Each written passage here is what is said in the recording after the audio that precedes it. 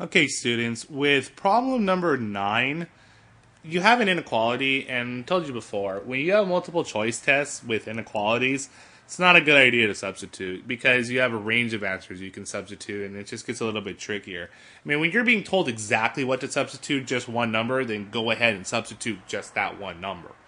In this case, I don't, so it's a good idea just to solve.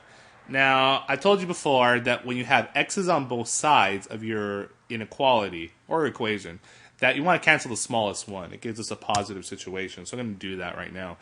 And in this case, I'm going to cancel this negative 3x, so I'm going to add 3x on both sides of my equation. Well, if I add 3x on the left side of my equation, this negative 3x cancels, and I'm left with negative 3.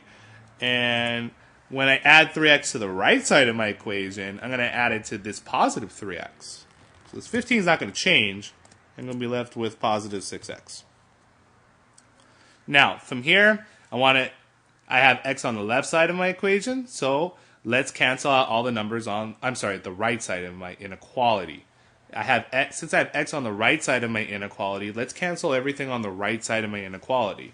First thing, I'll cancel the constant, that's 15. I'll subtract 15 on both sides. So if I subtract 15 from negative 3, I'll be left with negative 18. Still keep my inequality arrow the same, and 15 minus 15 is 0. The only thing I'm left with on the right side of my equation is 6x. The next step is I want to cancel this coefficient of 6, and I'm going to do that through division.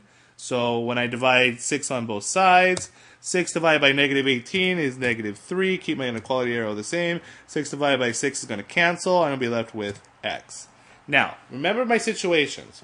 I can switch the inequality arrow if x is negative. Well, x isn't negative here. It's positive.